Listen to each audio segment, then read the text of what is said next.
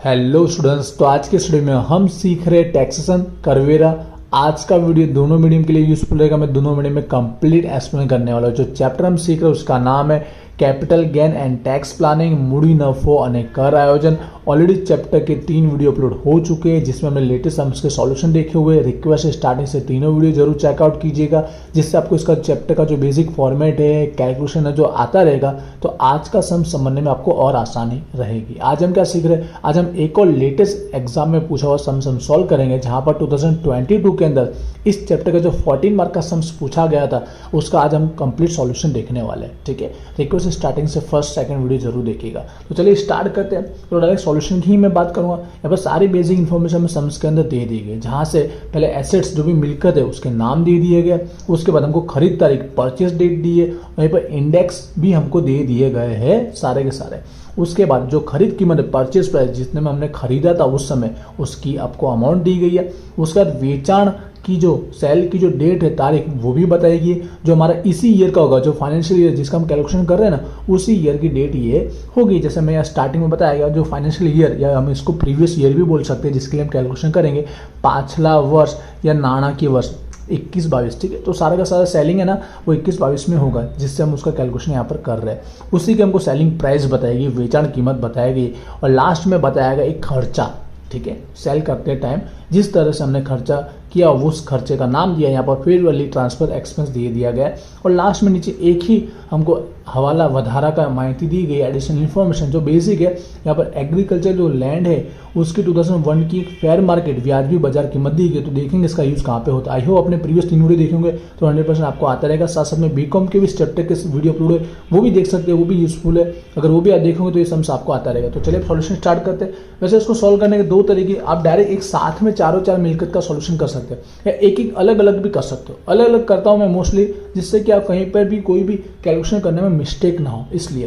तो एक एक एसेट्स का मैं अलग अलग कैलकुलेशन करके दिखा रहा हूं। आप चाहो तो एक साथ में चार का भी कर सकते हो। ठीक है, स्टार्ट करते हैं। जो फर्स्ट है हमारा एसेट्स मिलकत का नाम, जो हमेशा मोस्ट ऑफ रहता है, रेसिडेंशियल, यहाँ पे फ्लैट दिया गया, रहठानू मकान, इन ब्रैकेट फ्लैट लिखा होगा। तो फर्स्ट इसका कैलकुलेशन कर रहे हैं। आई होप आपने जो प्रीवियस जितने भी सम्स है वो देखे होंगे, तो आपको फॉर्मेट जितने भी स्टेप है वो पता रहेंगे, तो सम्स समझने में और आपको आसानी रहेगी। तो वो वीडियो जरूर देखिएंगे।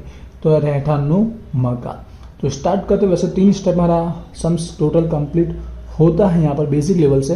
तो फर्स्ट जो रहता है, सबसे पहले इस मिलकत, इस एसेट्स का क्या राइट डाउन करना, आपको सेल्स वैल्यू लिखना रहेगा, जो हमें दिया गया होगा वेचाण कीमत, जिसमें हमने इसको जितनी प्राइस में उसको वेचाण किया होगा, सेल्स किया होगा। तो अमाउंट दिया गया, देख लीजिए कितना दिया है, 23,24,160। अमाउंट कैसे भी दियो, आप परफेक्ट लिखिएगा, आपका आंसर राइट ही आएगा।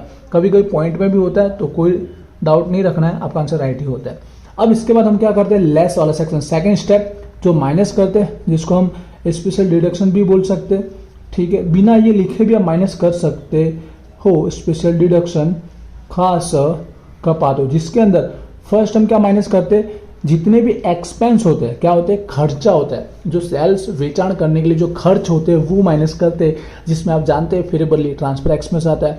दूसरा जैसे कि ब्रोकरेज, जो दलाली का खर्चा लगता है, या फिर वेचाण खर्चा, सेलिंग एक्सपेंस, कोई भी खर्चा हो सकता है, या फिर नहीं भी हो सकता है। दिया तो माइनस करना, नहीं दिया तो माइनस नहीं करना। तो यहाँ पे दिया गया 40,000 का फेवरेबली का खर्चा हुआ है, ट्रांसफर एक्सपेंस हुआ, अपने नाम से उसके नाम करने में हुआ होगा, तो वो एक्सपेंस आप माइनस करेंगे। जो एक्चुअल जैसा दिया गया वही आपको वैल्यू लिखनी रहेगी, मतलब एक्चुअल वैल्यू आपको लिखनी रहेगी। जो भी खर्चे दिए गए होंगे वो उसमें आपको कोई चेंजेस करना नहीं है। तो कितना दिया गया था इसका ट्रांसफर का, 40,000 दिया गया था। सेकंड, जो कंपल्सरी आपको निकालना ही पड़ता है वो क्या रहता है, ये जो भी मिलकत थी, जो फ्लैट था, जिस समय खरीदा था 2007 में, तब उसकी वैल्यू कितनी थी, खरीद कीमत कितनी थी, तो उस खरीद कीमत को आज के इंडेक्स में हमको चेंज करना रहेगा। जब हम उसको सेल कर रहे हैं 2022, तो 2022 के अकॉर्डिंग उसकी कीमत आज क्या होगी वो आपको फाइंड आउट करना रहता है। उतना आपको क्या एग्जम्प्टेड, कर मुक्त एग्जम्प्टेड मिल जाता है, आपको कपात मिल जाती है।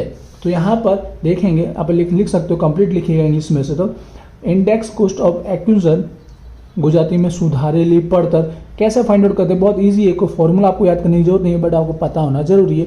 जो भी परचेज प्राइस दी गई है उसकी ठीक है, कितना दिया गया 8,17,500। एक बार चेक कर लेना कहीं पर नीचे वधारा की माहिती में उसकी लेटेस्ट ईयर की कोई वैल्यू तो नहीं दी गई, बाजार की मार्केट प्राइस तो नहीं दी गई। अगर दी गई हो ना तो दोनों को कंपेयर करके जो ज़्यादा हो वो आपको ले लेना है। जैसे यहाँ पे लैंड की दी गई, जमीन की, ये यूज़ करेंगे तब आपको समझ में आएगा। यहाँ पर एक ही कीमत दी तो आपको वही यूज़ करना है, 8,17,500 यहाँ पर उसकी परचेस प्राइस है। अब आपको इनटू और डिवाइड करना है, किसका करना है, सूचकांक का, इंडेक्स का करना है। इनटू किसका करना है, हमेशा याद रखिएगा जिस ईयर हम उसको बेच रहे हैं ना उस ईयर का आपको क्या करना है, इनटू करना है। ठीक है, तो किस ईयर बेच रहे हैं, 21-22, तो 21-22 का आपको इंडेक्स दिया गया होगा ही। बोले यहाँ तो कहीं दिख नहीं रहा है, तो आपको लास्ट नंबर 5 के अंदर देखो ये 2021 दिख रहा है आपको, 2021 का इंडेक्स दिया गया। तो ये हमारा प्रीवियस ईयर या फाइनेंशियल ईयर हमारा है। ठीक है, नाणय की वस्तु हम लोग जिस साल बेच रहे 21-22 के अंदर, तो ये हमारा इंडेक्स यूज होने वाला है। जो यहाँ पर 317 दिया गया है, तो हर एक टाइम आपको, ठीक है, सेलिंग ईयर वेचाण के वर्ष के लिए इंडेक्स जो रहेगा 317 ही रहेगा, हर मिलकत, हर एसेट्स के लिए। और जिस तारीख को हमने खरीदा था वो मिलकत, उसका अलग से इंडेक्स दिया गया होगा, ये खरीदी वर्ष का। ठीक है, परचेस ईयर का कितना दिया गया, 122। तो आपको याद रखना हमेशा सेलिंग वाले ईयर का जो इंडेक्स है उसका मल्टीप्लीकेशन करना है, और परचेस वाले ईयर का, जिस वर्ष को खरीदा था उसका आपको डिवाइड करना है, जिससे आज के ईयर का आपको मिल जाएगा। 122 के समय इतना प्राइस था तो 317 पे कितना। ठीक है, तो ओवरऑल आप इनटू और डिवाइड करेंगे तो बाई चांस पॉइंट में भी मिल सकता है, बट आपको राउंड फिगर कर देना रहेगा। जो आप इजीली कर लोगे तो अमाउंट निकल के आने वाला यहाँ पर 21,24,160 यहाँ पर हमने राउंड फिगर किया है। ठीक है, एक और तीसरा एक और होता है, वो क्या होता है, वधाराना खर्चा, जो इंप्रूवमेंट का खर्चा लगता है बाय चांस इस फ्लैट के अंदर और कोई खर्चे किए गए हो आने वाले सालों में, तो उस खर्चे को भी आज के इंडेक्स के अकॉर्डिंग उसकी प्राइस को चेंज किया जाता है। बाय चांस दिया गया हो तो ये दिया गया पूरे सम्स में कहीं पे भी नहीं दिया गया तो वो हमको लेना नहीं है, वो हमका डिडक्शन होगा नहीं। तो बस ये दो ही चीज़ें, अब दोनों को क्या करेंगे, डिडक्शन जो है उसका प्लस कर लेंगे और आउटसाइड यहाँ इसमें से सेल्स में से माइनस करेंगे, 21,64,160 निकलेगा। जो हमारा सेल्स प्राइस वेचाण की कीमत में से माइनस करेंगे तो यहाँ पर आएगा 1,60,000 का अमाउंट निकल का। ये हमारा क्या होगा, मूडी नफो बनेगा। इतना हमको इस एसेट्स को, मिलकत को बेचने से क्या हुआ, प्रॉफिट हुआ है, नफो हुआ है। ठीक है, अभी भी यहाँ पे कंप्लीट नहीं हुआ। एक तीसरा स्टेप जो एक और लेस किया जाता है, जो हमको डिडक्शन मिलता है, कपात मिलता है। ठीक है, वो डिडक्शन एक सेक्शन के अंदर मिलता है, अंडर सेक्शन 54 में और भी है, 51 बी ई सी बहुत है, तो इतना लिखोगे तो भी चलेगा। ठीक है, गुजराती में लिखना है तो कलम 54 हेठळनी कपात ऐसा लिखिएगा। अब इसमें क्या होता है, इस मकान को बेचने के सामने अगर कोई दूसरा हमने मकान खरीदा है रहने के लिए तो वो यहाँ पर वो कपात हो जाता है, डिडक्शन हो जाता है, उतना अमाउंट हमको एग्जेम्प्टेड हो जाएगी, उतना टैक्स भरना कम आएगा। इसलिए हम लोग सामने कुछ ना कुछ खरीद ही लेते हैं जो हमको दिया गया नंबर 5 के अंदर। देखिए ये 2021 का ईयर दिया गया, इसलिए हमने सामने बंगलो खरीदा, ठीक है, रहने के लिए, रेसिडेंशियल रहठान के लिए, जो 2,25,000 का अमाउंट है। तो ये 2,25,000 पूरा सेम इट इज ऐसा का ऐसा जो न्यू हमने बंगलो खरीदा है, जो न्यू हाउस खरीदा है, ठीक है, नवू मकान, वो क्या होगा, यहाँ पर उसकी अमाउंट हमको एग्जेम्प्टेड मिल जाएगी, डिडक्शन उसका अमाउंट का मिल जाएगा। तो ये माइनस कर रहे हो ना आप, तो देखो आपको माइनस में आ रहा है, मतलब आपको प्रॉफिट हुआ 1,60,000, आपने इन्वेस्टमेंट उससे ज़्यादा किया तो यहाँ पर नील लिखिएगा। ठीक है, यहाँ पर माइनस में अमाउंट मत लिखिए, मतलब 1,60,000 पूरा का पूरा हमने री यूज़ कर लिया है, री इन्वेस्ट कर लिया है। बाई चांस 1,60,000 से कम होता, समझो 1,00,000 किया तो 60,000 अभी भी अमाउंट आता है, वो टैक्सेबल माना जाता है। यहाँ पर टैक्सेबल कुछ आएगा ही नहीं क्योंकि पूरा का पूरा 1,60,000 हमने यूज़ कर लिया है, इसलिए नील लिखिएगा जब भी ज़्यादा अमाउंट यूज़ करेंगे तब। ओके, ये हो गया हमारा नील, यहाँ पे कोई भी अमाउंट टैक्सेबल होने वाली नहीं है इस मिलकत, इस एसेट्स के लिए। आई होप क्लियर हुआ होगा। आते हैं सेकंड की ओर, कोई क्वेरी लगती है तो मुझे कमेंट जरूर कीजिएगा। सेकंड जो नंबर दिया गया पर्सनल मोटर का दिया गया है, ठीक है, अंगत मोटर का। तो आपको थोड़ा बहुत रूल्स पता ही होगा टैक्सेशन के अंदर कि किस पे टैक्स गिना जाता है और नहीं गिना जाता है। तो यहाँ पर वर्ड यूज किया गया पर्सनल, ठीक है।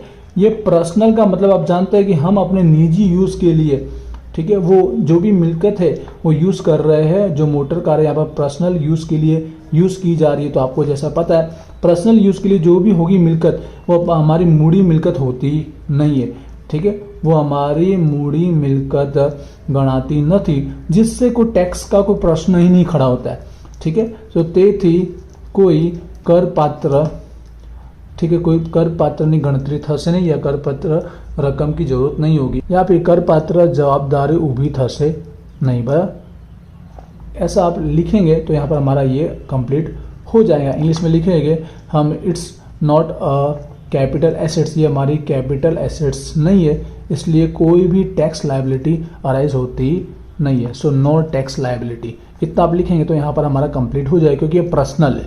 पर्सनल होने की वजह से, अंगत होने की वजह से इसके ऊपर कोई टैक्स लगने वाला नहीं है, इसलिए कोई भी कैलकुलेशन करके दिखाना भी आपको नहीं है। आई होप इसका भी आपको क्लियर होगा। पिछले 2 वीडियो में भी आपको टॉपिक देखने को मिलेगा। अगला तीसरी मिलकत की बात करते हैं। तीसरा एसेट्स जो है यहाँ पर आप समझने लाएगा, थोड़ा नया टॉपिक सीखने को मिलेगा आपको। एग्रीकल्चर लैंड जरूर दिया गया, खेती नहीं जमीन है, लेकिन आगे वर्ड यूज कर दिया है अर्बन, शहरी।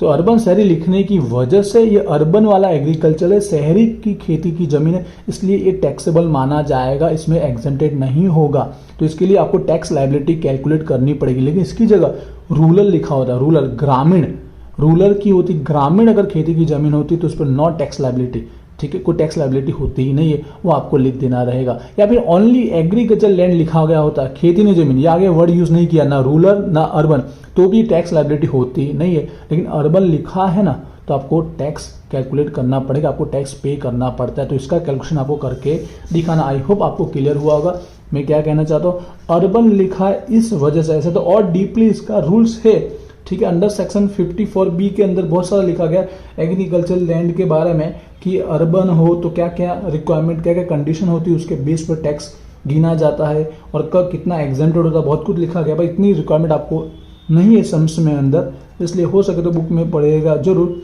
सेक्शन 54B पढ़िएगा, ठीक है। इसके लिए आपको शॉर्टकट बोलना चाहूँगा, शहरी लिखा गया, शहरी की खेती जमीन अर्बन की, तो आपको टैक्स कैलकुलेट कर लेना है। लेकिन ओनली खेती की जमीन लिखा है एग्रीकल्चर, तो आपको कोई टैक्स गिनना नहीं है। साथ में अगर रूरल लिखा है, रूरल ग्रामीण, तो भी आपको टैक्स गिनना नहीं। तो यहाँ पर सेम स्टेप फॉलो करेंगे, जैसे मैंने कहा अर्बन है शहरी इसलिए करेंगे। तो सबसे पहले गिनते हैं इसकी सेल्स वैल्यू, वेचाणी कीमत, ठीक है। तो वेचाण की कीमत हमें दी गई है, कितनी अमाउंट दी गई है ध्यान से देखिएगा एंड तक वीडियो।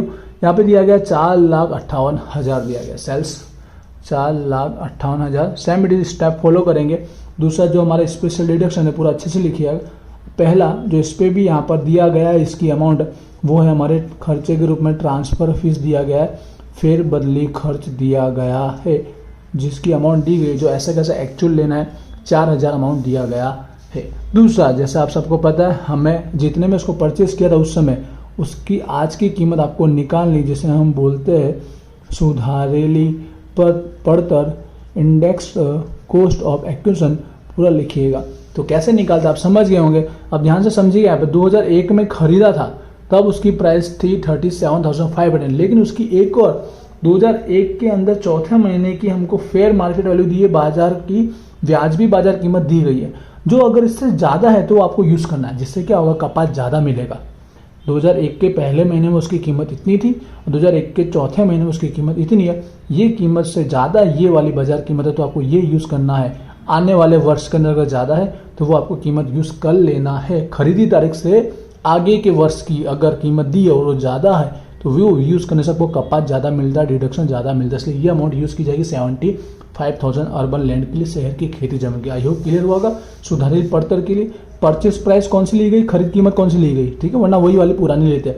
इंटू में क्या करेंगे, जिस साल बेच रहे उसका इंडेक्स 317 याद हो गया होगा, और उस समय खरीदा था उस समय 2001 के समय का ही है, ये भी इसलिए सेम 100 ही आएगा इंडेक्स। तो 100 के अकॉर्डिंग 75,000, तो 317 के अकॉर्डिंग कितना होगा, तो अमाउंट निकल के आएगी 2,37,750, ठीक है। और कोई दूसरा दिया नहीं गया, दोनों को प्लस कर लेंगे तो 2,41,750 निकल के आएगा, जो टोटल माइनस कर लेंगे जो सेल्स में से, तो बाकी बचा जो रहेगा 2,16,250, ये हमारा मूड़ी नफ़ो बनेगा, ठीक है। ये हमारा मूड़ी नफ़ो कहलाएगा, कैपिटल गेन कहलाएगा। जैसे मैंने अब कहा इसके अंदर भी एग्जेम्प्टेड होता अगर इसके सामने दूसरी ज़मीन हमने तुरंत खरीदी है, ठीक है, तो 54B के अंदर एग्जेम्प्टेड होता, लेकिन यहाँ पर ऐसा कुछ दिया गया नहीं है। तो यही कि यही पूरी की पूरी अमाउंट क्या हो जाएगी, टैक्सेबल हो जाएगी, ठीक है। यही कि पूरी अमाउंट टैक्सेबल कर पात्र मानी जाएगी। तो यहाँ पर लैंड जमीन का हो गया टैक्सेबल अमाउंट क्लियर। आगे नेक्स्ट नंबर 4 ध्यान से देखिएगा। गोल्ड सोनू के बारे में बताया गया। 2013 में हमने खरीदा था, उस समय इंडेक्स था 200, ठीक है। और अभी जो सेल्स किया उसका अमाउंट दिया गया 16,20,000। तो सेम प्रोसेस फॉलो करेंगे। एंड तक देखें, इसके अंदर हमको लास्ट में कमेंट सजेशन भी बताया गया टैक्स लायबिलिटी को कम करने के लिए, तो वो कैसे लिखना है मैं समझाऊंगा, ठीक है। देखिएगा जो वैसे मोस्ट ऑफ सेम जैसे ही हमको सजेशन देना होता कुछ नया होता नहीं है। तो गोल्ड सोनो, तो सबसे पहले उसकी यही स्टेप फॉलो कर रहे हैं। सेल्स वैल्यू, आई होप आपको स्टेप आप सब पता चल गया हो सके उतना इजी ट्राई करता हूँ। बाई चांस आपको कोई और मेथड से सॉल्व करना आता तो वो इजी लगता है, तो वैसे भी आप कर सकते हो। तो यहाँ पर दिया गया 16,20,000, इसकी सेल्स वैल्यू 16,20,000, जिसमें से आप लेस करेंगे जितने भी डिडक्शन है, जिसमें फर्स्ट एक तो हमें दिया गया जो उसका खर्चा है, जो हमें ट्रांसफर एक्सपेंस दिया गया है, थोड़ा स्क्रीन में लिख रहा हूँ, इसकी राइटिंग थोड़ी आगे पीछे होगी, आप समझ जाएंगे। तो यहाँ पर फेवरेबली खर्च दिया गया है, जो सेम मेडिसिन लिखना है हमें 10,000 दिया गया है। और उसके बाद सेकंड जो कंपलसरी आपको माइनस करना रहता है, जो उसकी परचेस प्राइस होती है उसको हम ट्रांसफ़र करते हैं आज की वैल्यू के अंदर, ठीक है। इंडेक्स कोस्ट निकालते हैं, उसकी इंडेक्स कोस्ट सुधारेली पड़तर, तो हमने इसको खरीदा था 2013 के अंदर, तब 200 के इंडेक्स के अकॉर्डिंग उसका प्राइस था 8,83,283। तो पॉइंट में आएगा, अमाउंट ही ऐसी दी है, पर जैसा आवे वैसा आपको राइट डाउन कर देना है, कुछ चेंजेस नहीं करना। इनटू में आपको समझ गए 317 ही होगा हमारा सेलिंग ईयर का जो इंडेक्स है वो, और उस समय खरीदा तब इंडेक्स कितना था 200 था, तो डिवाइड में कितना आएगा 200 आएगा। तो उसको राउंड फिगर आ रहा है तो राउंड फिगर हम लोग लिख देते हैं, कितना आ रहा है एग्जैक्ट 14 लाख लिख देते हैं। वैसे तो आपको 14,03,000 मिल रहा होगा क्योंकि हमें 0.33 होगा इस वजह से, तो 33 करोगे तो आपको 14 लाख ही मिलेगा, तो 14 लाख राउंड फिगर लिख लीजिएगा, ओके। और कोई है नहीं यहाँ पर, बस इन दोनों को प्लस कर लीजिए, तो 14,10,000 टोटल डिडक्शन आएगा। जो आप माइनस करेंगे 16,20,000 में से, तो 2,10,000 हमारा यहाँ पर टैक्सेबल निकल के आएगा। यहाँ पर 2,10,000 ये हमारा मूड़ी नफो जो कर पात्र होगा, क्योंकि इसके अंदर भी कोई एग्जेम्प्टेड है नहीं, ठीक है। इसलिए यही हमारा नफो जो रहेगा वो कर पात्र बन जाएगा, टैक्सेबल कैपिटल गेन बन जाएगा, ठीक है। आई होप क्लियर हुआ होगा इसका भी। अब देखिए नंबर 5 जो हमने रीयूज किया था, री इन्वेस्टमेंट, जो हमने कलम 54 के अंदर एग्जेम्प्टेड कर दिया, तो यहाँ पर कंप्लीट हो चुका है सॉल्व। अब आपको क्या करना है, लास्ट में निकालना है टोटल अमाउंट, ठीक है। जो टोटल टैक्सेबल होगा वो आपको निकालना रहेगा। टोटल टैक्सेबल, टोटल जरूर कीजिएगा, total taxable long term capital gain, कुल कर पात्र, ठीक है, लांबा गाड़ानो मूड़ी नफो। तो आपको क्या करना है, जो भी टैक्सेबल आपका अमाउंट आया वो सबको प्लस कर लीजिए। मतलब आप देख रहे होंगे यहाँ पर फर्स्ट जो हमारा रेसिडेंशियल था उसका आया है नील, ठीक है, उसका नील आया, क्योंकि आप जानते हैं ज़्यादा इन्वेस्टमेंट किया इसलिए कोई टैक्सेबल अमाउंट बनती ही नहीं। सेकंड तो हमारा कैपिटल एसेट्स था ही नहीं तो उसमें आया नहीं। उसके बाद थर्ड का जो एग्रीकल्चर अर्बन का लैंड था उसका निकल के आया 2,16,250, और गोल्ड का निकल गया 2,10,000। तो इन दोनों अमाउंट पे ही टैक्स लगेगा, तो दोनों अमाउंट को आप प्लस कर लीजिए, तो 4,26,250 जो आपका अमाउंट निकल के आ रहा है ये हमारा हो जाएगा टैक्सेबल, टोटल टैक्सेबल अमाउंट बनेगा, ठीक है। कुल कर पात्र मूड़ी नफो बनेगा। आई होप ये क्लियर हुआ होगा। आप चाहे साथ में भी सॉल्व कर सकते हो हॉरिजॉन्टल में, मैं वर्टिकल आपको सॉल्व कराया, हॉरिजॉन्टल में तीनों स्टेप सेम ही हो तो वैसे कर सकते हो, तो ये ऐसा करोगे तो भी चलेगा, जैसा आपको इजी लगे वैसा जरूर कीजिएगा। अब बात करते हैं सजेशन की बात की, तो सजेशन आप सिंपल दे सकते हो। क्या देने का, देखिए रेसिडेंशियल अमाउंट पूरी नील हो गई, इसलिए कोई डाउट नहीं, कोई अमाउंट बचता तो उसके लिए भी आप दे सकते हो उसको सजेशन कि ये सेकंड हाउस खरीद कर सकता है, लेकिन यहाँ उसको रिकमेंड नहीं कि पूरी अमाउंट उसने यूज़ कर ली है। लेकिन उसने जो अमाउंट यूज़ नहीं की है वो है हमारा जो लैंड की जो अमाउंट थी वो, और जो गोल्ड सोने की अमाउंट थी वो, तो उसको सजेशन दो दे सकते हो कि एक तो उस अमाउंट का क्या कर सकता है, सेकंड हाउस खरीद सकता है, दूसरा हाउस, क्योंकि आपको होता है मैक्सिमम 2 हाउस तक क्या होता है एग्जेम्प्टेड होता है। 2 हाउस तो अपने खुद के रहने के लिए 2 हाउस अगर यूज़ करते हो तो उस पर आपको टैक्स लगता नहीं, तो 2 हाउस खरीद सकते थे। दूसरा सजेशन क्या दे सकते हो कि उस अमाउंट को, है ना, वो क्या कर सकता है, डिपॉजिट जो स्कीम होती है कैपिटल गेन की, मूड़ी नफो की, ठीक है, डिपॉजिट स्कीम होती है योजना, वहाँ पर डिपॉजिट कर सकता है, जिससे कुछ समय तक जो भी वहाँ पर नियत समय दिया गया होगा उस समय तक उस पर टैक्स लगेगा नहीं, वो एग्जेम्प्टेड रहेगा। तो ये 2 सजेशन आप दे सकते हो, ठीक है। एक तो नया हाउस परचेस करने का और एक डिपॉजिट करने का स्कीम के अंदर, बस ये 2 सजेशन आपको लिखना है, बाकी समझ हो गया कंप्लीट। आई होप आपको क्लियर समझ में आएगा। हो सके तो एक बार आपको यहाँ पर ध्यान से देखना है, देख लीजिए कि इसका आंसर कैसे आया और कितना अमाउंट का आ रहा है, ठीक है। टोटल जरूर लिखिएगा 4,26,000 जो हो रहा है ये हमारा फर्स्ट का, ठीक है, और ये हमारा सेकंड कैलकुलेशन जो किया है सेकंड पेज पर हुआ। आई होप क्लियर दिखा होगा। इसके अलावा और क्वेश्चन चाहते हो तो मुझे कमेंट करके जरूर बताइए। ठीक है, बोलना चाहूँगा इंस्टाग्राम पे जरूर फॉलो कीजिएगा, क्योंकि वहाँ पर एग्जाम रिलेटेड जो भी लेटेस्ट न्यूज़ आती है वो अपडेट की जाती है, चाहे आपका सिलेबस हो, टाइम टेबल हो या और कोई भी न्यूज़ हो। ठीक है, तो आप फॉलो जरूर कीजिएगा। मिलते हैं नेक्स्ट वीडियो में। Wish you all the best. Thank you.